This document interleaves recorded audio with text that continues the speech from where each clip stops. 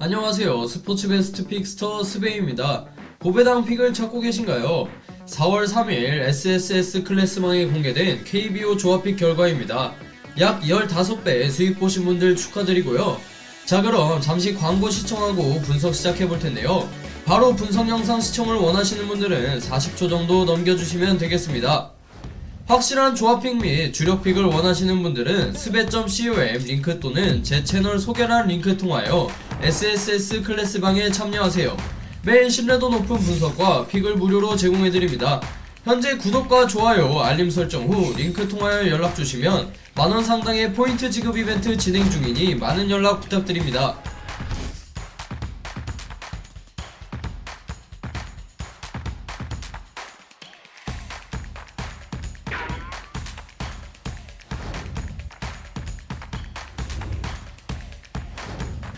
자, 오늘은 2015년 4월 6일에 펼쳐지는 NBA 중요 경기 분석 시작해볼 텐데요. 첫 번째 경기는 뉴욕 닉스와 애틀란타 호크스의 맞대결입니다. 브런슨 복귀에 임박한 뉴욕 닉스가 반등에 성공할 수 있을지, 트레이 영의 기복 있는 슛감을 보여주고 있는 애틀란타가 홈에서 살아날지 지금부터 분석 시작해보겠습니다. 뉴욕 닉스는 최근 8승 6패로 나쁘지 않은 성적을 거뒀지만 제일런 브런슨의 부상 공백이 길어지며 고전하는 모습인데요. 브런슨은 3월 6일 레이크스전 연장 패배에서 발목을 다친 뒤 전력에서 이탈했습니다. 그 사이 닉스는 엘리트 팀들과의 대결에서 유독 약한 모습을 보였고, 가장 최근 경기였던 클리블랜드전에서는 124대 105로 대패, 특히 후반에만 71대 45로 밀렸는데요. 공격은 주로 칼 앤서니 타운스와 아누노비가 이끌고 있습니다. 타운스는 최근 7경기 중 4경기에서 팀 내 최다 득점, 아누노비는 최근 8경기 동안 야투 성공률 54.2%를 기록하며 효율적인 공격을 보여주고 있습니다. 다만 마일스 맥브라이드는 8경기 연속 결장 중인데요. 백업 가드 캠페인도 출전 여부가 불확실해 가드 자원의 공백은 여전히 부담인 뉴욕 닉스입니다. 뉴욕 닉스의 핵심 선수 한번 살펴볼 텐데요.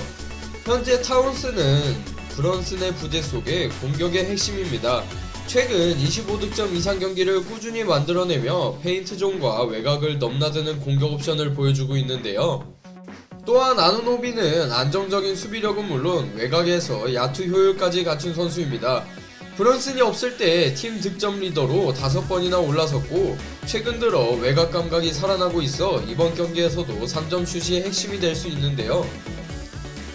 뉴욕 닉스의 전술 포인트 한번 살펴볼 텐데요. 이번 경기 뉴욕 닉스는 브런슨이 복귀하더라도 출전 시간은 제한적일 것으로 보입니다. 결국 닉스는 타운스를 중심으로 한 하이로우 공격, 그리고 아누노비의 외곽 지원이 핵심이 되는데요.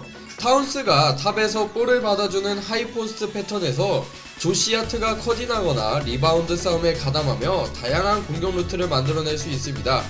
또한 캠페인의 출전 여부에 따라 볼 운반을 분산시킬 수 있을지가 변수인 뉴욕 닉스입니다.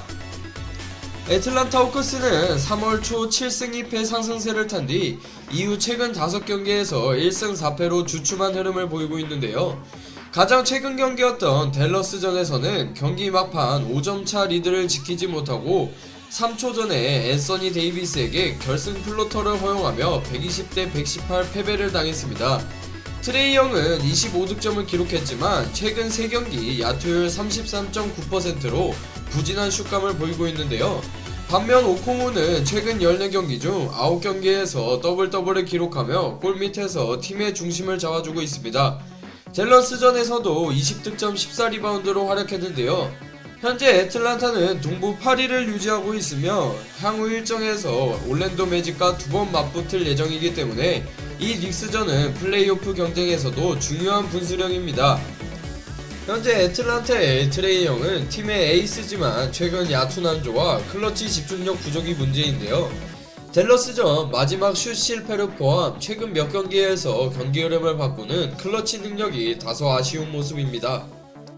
또한 오콩우는 골밑에서 더블 페이스를 유지하며 현재 애틀란타 빅맨 중 가장 꾸준한 활약을 펼치고 있고, 닉스의 타운스와의 빅맨 매치업이 중요한 관전 포인트입니다. 이번 경기 애틀란타는 전형적인 트레이 영 중심의 픽앤롤 패턴을 사용하며 오콩우가 세컨 찬스를 노리는 구조일 텐데요. 하지만 트레이 형의 슈팅 감각이 살아나지 않는다면 볼 점유율 대비 효율이 떨어질 수 있습니다.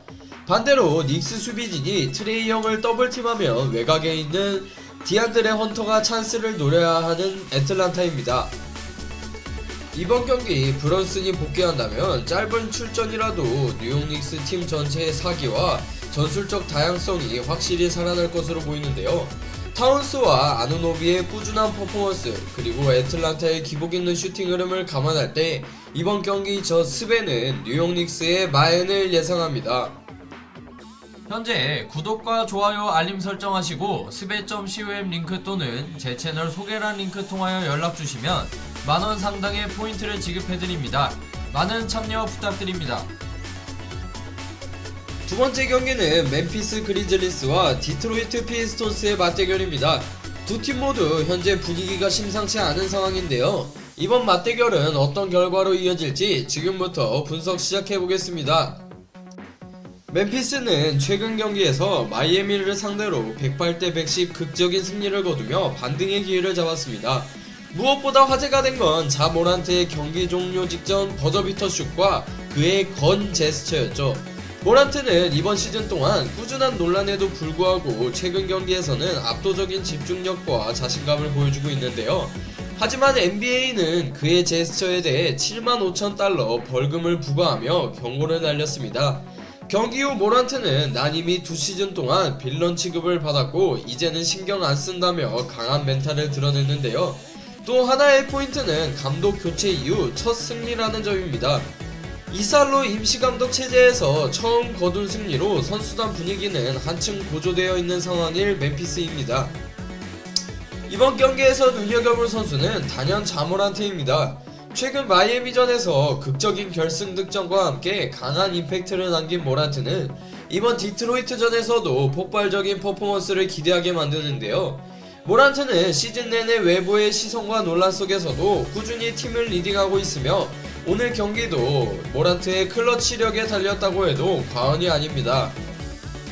자, 이제 멤피스의 전술적 핵심 포인트 한번 살펴보겠습니다.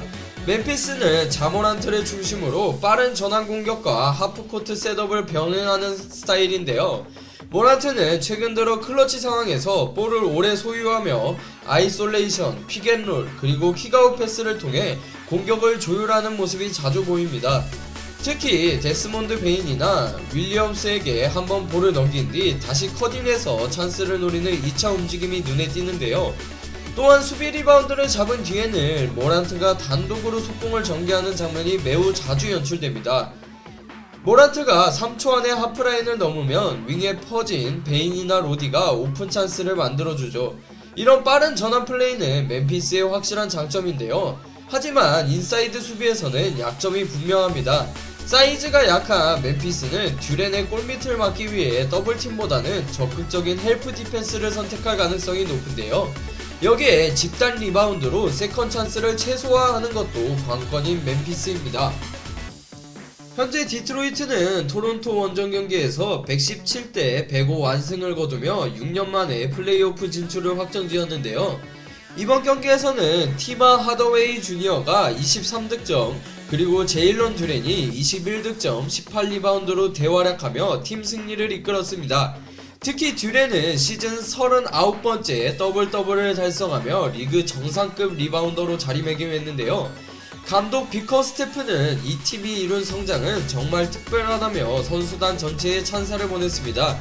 또한 2024 시즌 최악의 팀에서 올해 3배 이상의 승수를 거두며 NBA 리빌딩의 정석이라는 평가를 받고 있는 디트로이트인데요. 현재 디트로이트의 제일런 듀렌은 이번 시즌 가장 급성장한 선수 중 한 명인데요. 마이애미전에서 21득점 18리바운드 그리고 시즌 더블더블 39회라는 수치는 단순한 롤플레이어가 아닌 프랜차이즈 코어로 성장했음을 의미합니다. 특히 멤피스의 빅맨진이 약화된 가운데 그의 인사이드 장악력이 승부를 가를 가능성이 높아 보이는데요. 자, 디트로이트의 전술적 포인트 한번 살펴볼 텐데요. 디트로이트는 골밑자원 듀렌을 중심으로 안정적인 하프코트 운영을 펼치는 팀입니다. 특히 듀렌은 하이포스트에서 공을 잡고 핸드오프를 통해 하더웨이 주니어나 부하노보그에게 외곽 찬스를 만들어주는 장면이 자주 나오는데요. 로우 블록에서는 백다운 이후 푸팅으로 간단하게 득점을 올리는 능력도 뛰어납니다. 또한 외곽에서는 하더웨이 주니어의 움직임을 주목해야 하는데요. 하더웨이 주니어는 코너에 있다가 오픈 스크린을 받아 엘보우 쪽으로 이동해 캐치앤슛 3점을 시도하거나 상대 빅맨이 듀렌에게 더블팀으로 붙을 경우 익스텐션 패스로 넓게 벌어진 공간에서 오픈 찬스를 만들어내는데요. 또한 벤치 자원 운영도 디트로이트의 중요한 전략 중 하나입니다. 헤이즈나 모리스가 투입될 경우에는 전체적으로 템포를 낮추고 볼을 천천히 돌리면서 공간을 벌리는 전술로 전환하게 되는데요. 이때 아이제아 스튜어트가 외곽에서 스크린을 걸고 페인트 존으로 빠르게 커팅하는 장면도 자주 연출될 디트레이트입니다. 이번 경기 멤피스는 모란트의 집중력 있는 경기력이 강점이지만 디트로이트는 조직력과 상승세가 뚜렷한 상태인데요. 이번 경기 저 스베는 멤피스의 승리를 예상합니다. 현재 구독과 좋아요 알림 설정하시고 스베.com 링크 또는 제 채널 소개란 링크 통하여 연락주시면 만원 상당의 포인트를 지급해드립니다. 많은 참여 부탁드립니다.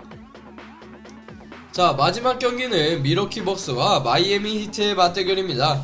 전설적인 트리플 더블로 야니스의 원맨쇼가 계속될지 마지막 희망을 노리는 마이애미가 수비로 벅스를 멈출 수 있을지 지금부터 분석 시작해보겠습니다. 미러키는 최근 2연승으로 분위기를 끌어올리고 있는데요. 특히 필라델피아전 126대 113 역전승은 단연 화제였죠. 그 중심에는 바로 야니스 아데토쿤보가 있었습니다.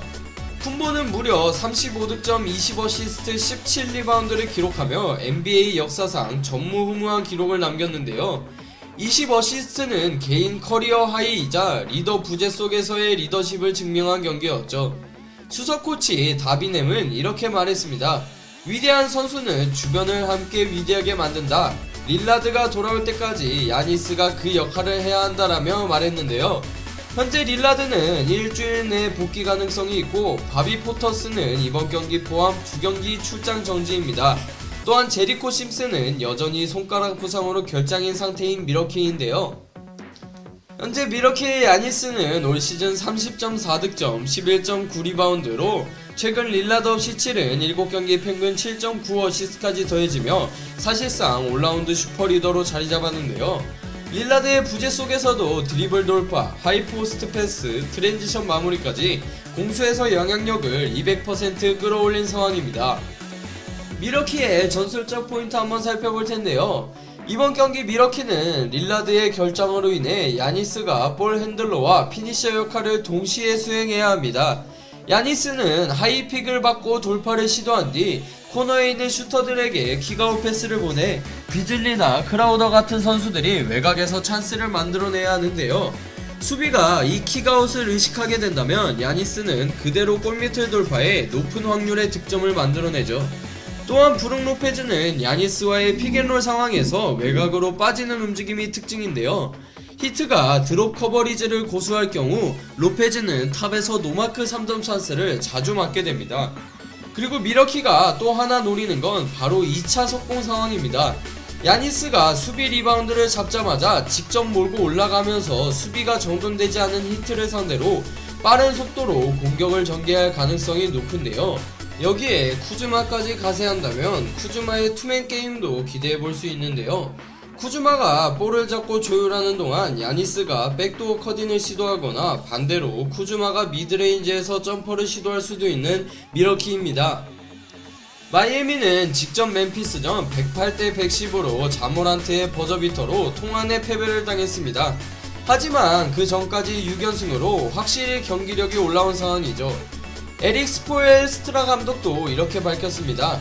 이젠 쉽게 무너지지 않는 팀이 됐다. 백투백 일정에도 경기 집중력이 올라왔다며 강조했는데요. 하지만 부상 상황은 다소 심각합니다. 케빈 러브, 요비치, 위긴스는 결장이 확정이고 테리 로지어는 복귀 예정이며 타일러 히로와 하이스미스는 출전 여부가 불투명한 상태인데요. 현재 히트는 플레이인 경쟁 마판 스퍼트를 준비하고 있습니다. 현재 마이애미의 타일러 히로는 복귀하자마자 35득점을 터뜨리며 에이스 역할을 수행 중인데요. 출전 여부가 변수지만 나온다면 벅스 수비에 큰 위협이 될 선수입니다. 또한 뱀 아데바요는 9.6 리바운드 1.2 스틸을 기록하며 골밑에서 야니스와의 매치업이 예상되는데요. 야니스의 활동폭을 제한할 수 있는 유일한 카드입니다. 마이애미의 전술적 포인트 한번 살펴볼 텐데요. 이번 경기에서는 야니스를 1대1로 막기보단 아데바요를 앞세운 집중 견제와 함께 하이스미스나 조시 리차드슨의 헬프 디펜스, 때에 따라 하프존 형태의 프레셔 수비도 나올 수 있습니다. 공격에서는 역시 타일러 히로가 중심인데요. 히로는 아데바요와의 픽앤롤을 통해 탑에서의 점퍼와 스텝백 미드레인지 슛으로 득점을 만들어낼 것입니다. 미러키가 드롭 커버리지를 펼친다면 히로에게는 상당히 좋은 찬스가 생기겠죠. 또 다른 키는 테리 로지어인데요. 로지어는 히로가 막힐 경우 세컨볼 핸들러로 나서서 직접 돌파하거나 페인트존에서 플로터를 노릴 수도 있습니다. 여기에 아데바요의 포스트업 역할도 중요한데요. 골밑에서 볼을 잡은 아데바요가 커디나는 동료에게 패스를 찔러주거나 수비가 좁혀들면 외곽으로 리디렉션 패스를 뿌려주는 장면도 예상되는데요. 이렇게 만들어진 찬스에서 키건 머레이가 코너에서 오픈 3점을 던질 가능성이 높습니다. 결국 이 경기는 미러키가 야니스를 중심으로 얼마나 공격을 효율적으로 풀어가느냐, 그리고 마이애미가 그 야니스를 어떻게 제어하느냐에 달려있다고 볼 수 있습니다. 야니스의 맹활약과 함께 미러키는 이미 마이애미와의 상대 전적에서 시즌 3전 전승을 기록하고 있는데요. 이번 경기까지 잡는다면 4전 전승으로 시즌 스윕이 완성됩니다. 반면 마이애미는 수비에서 최대한 버티고 히로의 손끝에 희망을 걸어야 하는데요. 이번 경기 승부 예측은 고정 댓글에 S클래스 방에서 확인해주세요. 자, 이렇게 2025년 4월 6일에 펼쳐지는 NBA 중요 경기 분석해보았는데요. 여러분의 예상은 어떠신가요? 댓글로 여러분의 승부 예측을 남겨주세요. 이번 영상이 유익하셨다면 구독과 좋아요, 알림 설정 부탁드립니다. 지금까지 스포츠 베스트 픽스터 스베였습니다. 감사합니다. 현재 구독과 좋아요, 알림 설정하시고 스베.com 링크 또는 제 채널 소개란 링크 통하여 연락주시면 만원 상당의 포인트를 지급해드립니다. 많은 참여 부탁드립니다.